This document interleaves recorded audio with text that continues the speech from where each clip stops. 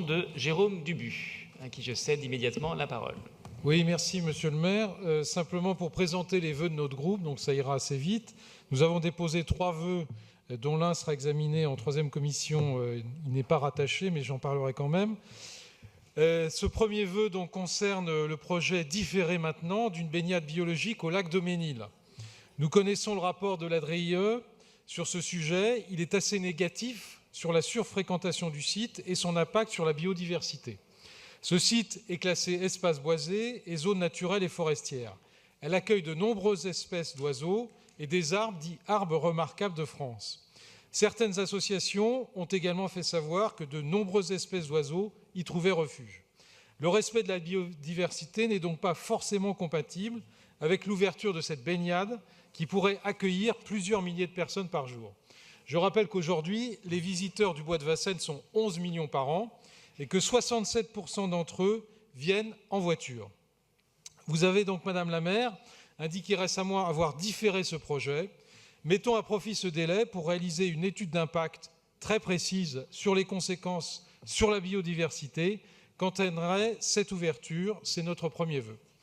Le deuxième vœu a trait à l'ouverture de certains parcs et jardins la nuit. Est-ce que cette ouverture la nuit et son impact sur la flore et sur la faune de ces parcs est compatible avec les objectifs du plan biodiversité? C'est la deuxième question que nous posons par ce vœu. Tout pousse à penser le contraire. 137 espaces verts ont été ouverts la nuit cet été, dont 8 squares et parcs de taille importante. Cette ouverture impose la présence de lumière artificielle et provoque le piétinement des sols et des nuisances sonores importantes.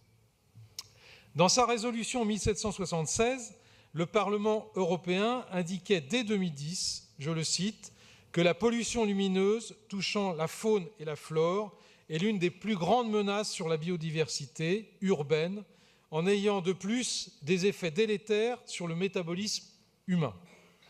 Là également, nous souhaitons que soit lancée une étude d'impact sur l'ouverture nocturne des espaces verts, sur la faune et la flore parisienne, ainsi qu'une communication sur le type d'éclairage utilisé dans la capitale, notamment dans les parcs et jardins. Enfin, notre troisième vœu concerne la pédagogie et l'information de ce nouveau plan biodiversité. L'évolution du premier plan a fait apparaître un manque flagrant de communication vis-à-vis des Parisiens. Dans ce deuxième plan, des objectifs ambitieux sont fixés pour les arrondissements, rues végétalisées, espaces biodiversité, etc. Il faut donc que les Parisiens se saisissent de ce plan et les ouvertures ont donc un rôle, les arrondissements ont donc un rôle majeur à jouer dans cette application. Nous demandons donc que soit organisée très rapidement une réunion publique par arrondissement, évidemment à la disposition du maire d'arrondissement, et que les conseils de quartier soient saisis sur ce sujet pour proposer des lieux et des actions qui peuvent s'inscrire dans ce plan et dans sa déclinaison territoriale. Je vous remercie.